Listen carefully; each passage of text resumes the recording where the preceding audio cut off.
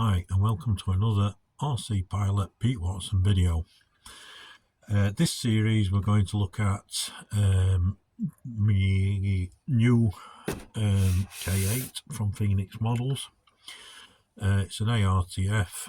I bought this, it's not flown, not finished, there's some servos in it. I bought it second hand, but servos are in, and some of the fuselage work is complete, so looking forward to this one. I do like the older vintage gliders as well as my glass ships that I've got, so this one, as I say, I'm looking forward to a lovely summer's evening, nice and light winds, and just watching it cruising up and down the slope.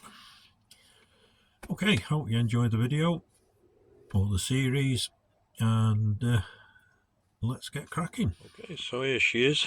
It's 3.5 meters wingspan. As I say, this is a glider version only, and we're going to make a start on the fuselage this time. Normally I do the wings first, but we're going to start with the fuselage, I think, this time. As I say, some of the servos are installed anyway, so it's going to be a quick build on it.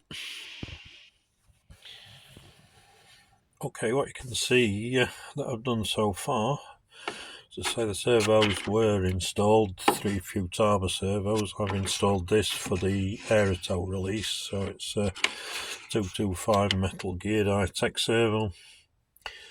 And I've also added a wooden plate into the bottom here. This is where I'm going to put my receiver, perhaps the switch harness, and I'm going to mount the batteries up under the front here to get plenty of nose weight into the front. I've made these braces to do that, so they'll be coming diagonally through, up and up, so I can put the batteries onto that. And I'll probably mount the switch here if I can. If not, it'll be down on the plate. So next job's to get these glued in, the plates glued in now at the bottom, so we can get the receiver installed. We can start getting these cables tidied up a little bit so they're not in the way of the push rods when I set them. It's quite nice. I've just got it coming up through the hole here, so I can feed all those back in once I've plugged them into the receiver. Okay, we've made a bit of progression now. As you can see, the rudder's on and vertical stabilizer. That'll have to come off though in a bit, just so I can fit the horizontal stabilizer, but the rudder's done. I've got the wiring in as well, so just tilt it a little bit. As you can see now, I've got the receiver here, all the wiring's going up through the back to the aileron and air brakes, and this bundle of wires that are in the middle, these are for these 4 servos. So you've got aerotow release, 2 for the elevator and 1 for the rudder. Got power box switch there. We'll have to wait to see once I've got the wings on where the CG will be, but I'm planning a battery here and a battery here. These leads will come down here, but I may also have to mount them up in the front, the batteries, just to give if it requires some nose weight, which I guess it will require, but we'll see once it's done. At the moment my plan is to put them there. It may look like this wiring is a chance of fouling here, but it hasn't. It's all quite solid in. There's a little bit loose there, but it isn't going to come up even if it went inverted. So yeah, progressing nicely. As I say, just fasten the elevator push rods, put the horizontal stabilizer on, and that's the fuselage done. Okay, and there we are. It's all the fuselage is complete now. Just ready for checking all the servo movements, but everything's connected up. Horizontal stabilizer now in. You can see here all the push rods coming through. So yeah, it's gone together quite quickly, really. Just one or two little niggly things on it like this that I'll have to do. This bolt screwing thumb bolt that needs altering a little bit and a washer putting in, but shortening a little bit as well. But no, perfect.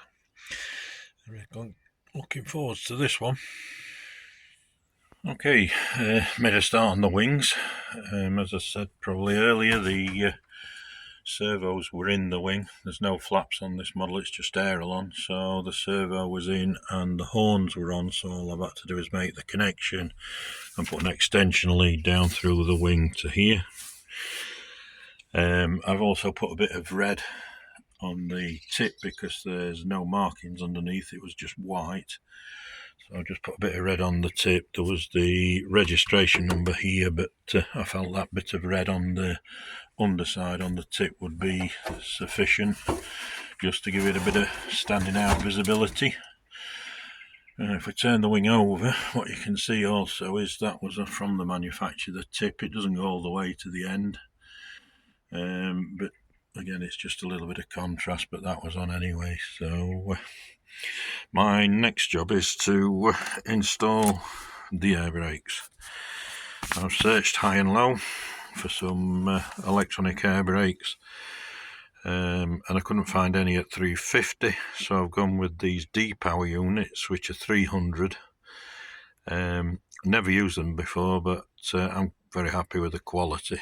So what I've got to do now is there's a channel in the wing. I'll have to feel for it, but the channel is here, so I'll have to just cut the film back, install the unit, the air brake unit, and run the wire down and out with that wire. So and then the model's ready to fly. I've actually put the model together and set all the control surfaces and everything up. In theory I could have flown it now, but I think at 3.5 meters it's a little bit too big without air brakes. Okay, there's the air brakes unboxed. I do like them and would use these again. Not cheap, but they are quite good quality, quite sturdy chunky units. Probably 20%, 15-20% more than other counterparts, but worth the money looking at the quality and the construction of them. So that's it, let's get to work. Okay, that's the K8 now complete and ready to fly. 4 meter wingspan, all wooden built up, and it's ARTF kit from Phoenix Models. Very pleased with the model. Just one niggle, but not a massive thing, because from a distance you won't see it, but I find a bit hard is you might just see there the glue line on the ribs, where the glue's come through the film. But as I say, from a distance you can't see it.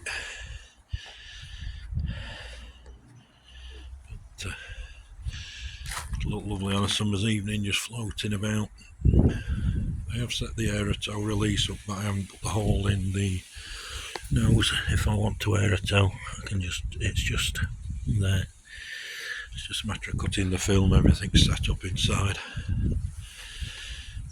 Okay, I'll have a look at the electronic setup now. Okay, the pilot, I'm not also very happy with him, but he'll do for the time being. My intentions will be to cut it all out and put a seated pilot in. It's a proper scale pilot. So, what I have inside, power box switch. That's one of the leads. There's 2 leads. I'll run 2 lipos, so the second one's there. Tucked it out of the way. So two batteries will go here. I've got around 500 grams of lead in the front. I was thinking to put the batteries in there, but I wouldn't be able to get big enough batteries in, so I've gone with the option of the batteries in the fuzz here and the weight in the nose. So yeah, everything now built, ready to fly, and everything's operational, so it's just a case of going out.